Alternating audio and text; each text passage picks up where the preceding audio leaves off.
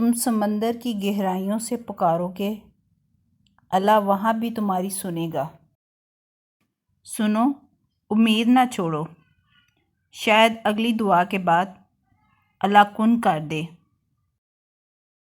قرآن پاک بار بار کہتا ہے، نا امید نہ ہو، کمزور نہ پڑو، غمگین نہ ہو، بے شک اللہ تعالیٰ ہر چیز پر قادر ہے۔ جو کچھ بھی تم اللہ سے رو کر تڑپ کر مانگتے ہو، دیکھنا ایک دن حقیقت میں تمہارے سامنے ہوگا انشاءاللہ۔ میں نے اپنی قسمت کو اللہ پر چھوڑ دیا ہے، اس لیے نہیں کہ اللہ بہتر کرے گا، بلکہ اس لیے کہ اللہ سے بہتر اور کوئی کر ہی نہیں سکتا۔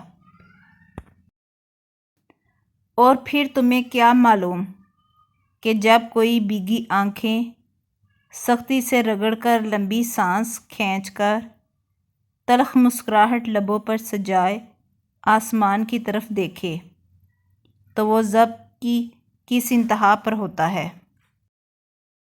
اللہ کی محبت اتنی خاص ہے کہ اگر انسان جائے نماز پر صرف سر جھکا کر بیٹھا رہے، کچھ نہ بھی بولے، تب بھی وہ رب کچھ لمحوں بعد ایسا سکون بندے کے دل میں اتار دیتا ہے کہ لگتا ہے جیسے اس رب نے پریشان دل کو یہ سمجھا دیا ہو کہ میرے بندے نا امید مت ہو، میں ہوں نا، سب ٹھیک کر دوں گا۔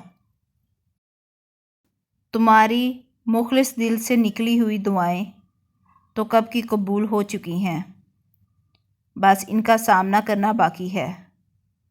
اور دعائیں بے وجہ تو نہیں ہوتی، یہ جو تم ٹوٹ کر بکھرے ہو، اس کے بعد معجزہ ہونا تو لازم ہے۔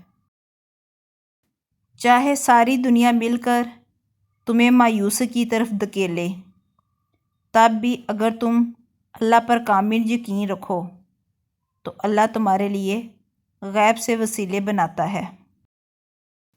یہ جتنی آزمائشیں آئی ہوئی ہیں نا تم پر، ان میں اللہ کی مصلحت بھی ہے اور ابھی تو نظر نہیں آئے گی تمہیں، مگر یقین کرو اس کا انعام تمہیں بہت بہترین بن کر ملنے والا ہے۔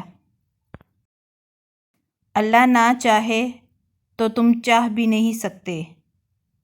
اللہ دل میں تڑپ اسی لیے پیدا کرتا ہے تاکہ تم دعا کے ذریعے اس چیز کو حاصل کر لو۔